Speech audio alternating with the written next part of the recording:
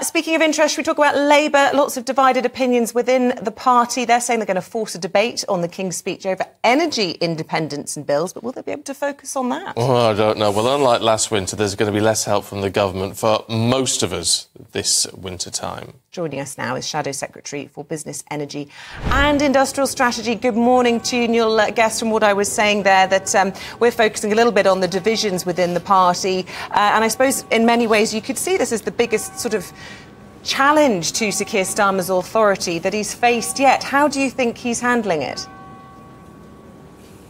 Well, I wouldn't put it in those terms, to be honest. It's lovely to be with you this morning, of course. But look, Keir's position, the Labour Party position, has been clear from the beginning in backing Israel's right and duty to defend itself, but of course making sure that should be done within the law. But clearly, where civilians are involved in any conflict zone, there's a need to get them the humanitarian assistance they need, and the situation in Gaza is clearly a very pressing one. But where you see colleagues, for instance, advocating for something like a ceasefire, I think this is a very difficult time where communities have very strong views. No one wants to see the kind of appalling violence that has been unleashed by what Hamas did on October 7th. But I think the position that Keir has set out for the leadership of the party that we've held to, that is, I think, the right position, I think has held and is the one that is commanding the majority of support within the party. Of course, there'll be some different views within that, but I do believe we have absolutely got the right position on this. All right, explain to us then why a ceasefire is not tenable at the moment. Well, I think, as I say, when people express the desire for that, it's a normal human desire to see an end to violence. But a ceasefire, when you have Hamas representatives on the global media saying they don't regret what they did, they will do it again. That threat is still a pressing one. When you have hostages still being held and you have rocket attacks still going in to Israel, a ceasefire has to be on both sides. And I frankly don't see the desire or the ability to have a ceasefire in these circumstances, and that's why what was called initially by the Americans a humanitarian pause, a brief stop in the fighting to get the aid in, that is a more realistic way to get the help to people who really do need it. But when it comes to the longer term picture, of course we all want to see the end to that violence, but that's got to be a proper peace process, a two-state solution process put in place, rather than a ceasefire, which frankly might mean what we saw on October 7th happens again in a short period of time. So you would personally say then that the United Nations are misguided on this, that your colleague Sadiq Khan, the Mayor of London, who's got the biggest mandate, I could probably argue outside of Sir Keir Starmer, we've got Andy Burnham, we've got the leader of Labour in Scotland, and now Imran Hussain, who's been the first shadow front bencher to resign. They've all got it wrong. Look, I respect those different views, but I do think the position that is the Labour Party position is the right one, and I think I can understand why people, seeing those awful human suffering, the human tragedy that is the part of any horrible conflict like this. I understand why people, advocate a ceasefire, because it sounds like a way of stopping that violence. But I don't think it is the right position. I don't. I think a humanitarian pause gets the aid in the quickest. It's a realistic option that could be delivered. But I think the kind of threat that manifested itself to Israel on October 7th has to be diminished, removed, degraded in a way that takes that threat away. And I think actually for the long-term prospects for peace, the removal of Hamas's ability to do what they did is an essential part of that. Okay. We're hearing reports of colleagues of yours more contacted by constituents than during Brexit, for example. Others in tears, being comforted by Sue Gray, and I think up to 15 shadow ministers on resignation watch. This could be hugely damaging for the party, supposed to be a government in waiting.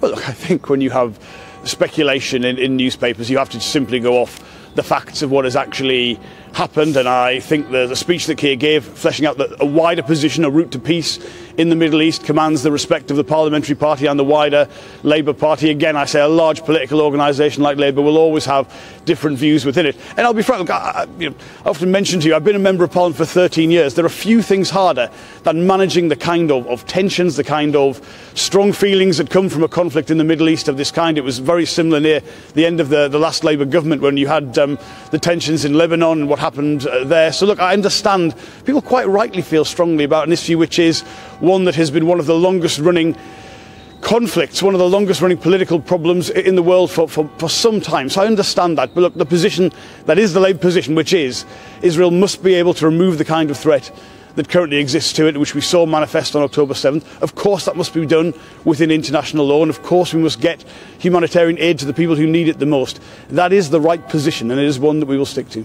OK, let's talk about energy, should we? Because you're forcing a debate in Parliament on bringing down energy bills for all of us. Well, look, on the surface, great. You know, who's going to argue against that?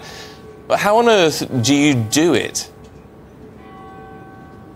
Well, look, there's a very important point that we're going to push to the vote in Parliament today. And look, no one needs any explanation of what the energy crisis, energy bills have done, not just to people's actual bills, but of course the price of food, the price of industrial products, all of which comes through the economy. And the simple point is this: we will never be able to insulate ourselves from the kind of escalation in bills that we saw after Russia illegally invaded Ukraine if we remain wedded to fossil fuel prices. Don't forget, the price of gas doesn't just determine the price of heating for most people in the UK, it determines the price of electricity. And what we've seen from the government in the last few days, which is somehow a really misplaced belief that actually the Energy Secretary herself contradicted, that you can have more dependence on fossil fuels and not have those pressures in future. That is wrong. The only long-term way to insulate all of us from those kind of pressures is to remove our linkage to those fossil fuel prices, more renewables, more nuclear, more storage, more interconnection with other countries. That is the point of principle that we will put to the House of Commons today, which we call energy independence. It's about making sure we're never exposed to the kind of pressures we were when Russia invaded Ukraine again. And it's so important to the future, not just, as I say, for heating bills, but for the price of food, for the work that people do, companies being able to be competitive. So it's very important. It's a long-term thing. There's no short-term answers to this. But that is the argument, that is the vote that we'll put to Parliament today. Yeah, but in the meantime, doesn't that in effect mean that what the Prime Minister wants to do, and what was outlined in the King's speech about the North Sea oil platforms, that actually we do need that, because as we transition towards net zero and all the rest of it, we've got to have a secure supply? So the straight answer to that is no.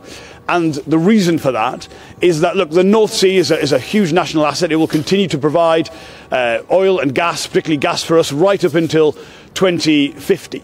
But if you put the resource into putting more licenses into the North Sea, which is a declining field, it can't go on forever, the expansion of the North Sea cannot bring down energy bills. And the government themselves have admitted this. The price of gas will always be set by what is in the main a regional, sometimes an international market.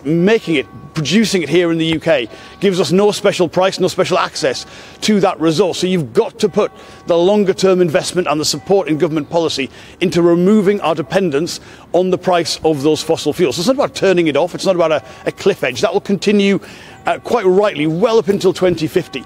But the government trying to pretend that they can bring down energy bills with more oil and gas licenses in the North Sea is just simply not correct. To remove the kind of exposure we've had, you've got to remove our linkage to those prices, our vulnerability, if you like, to those prices. And that is the difference between the Labour position and the Conservative position.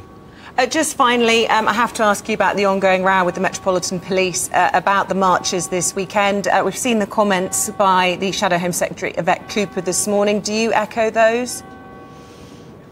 Well, I do. I think, first of all, our Home Secretary is out of control.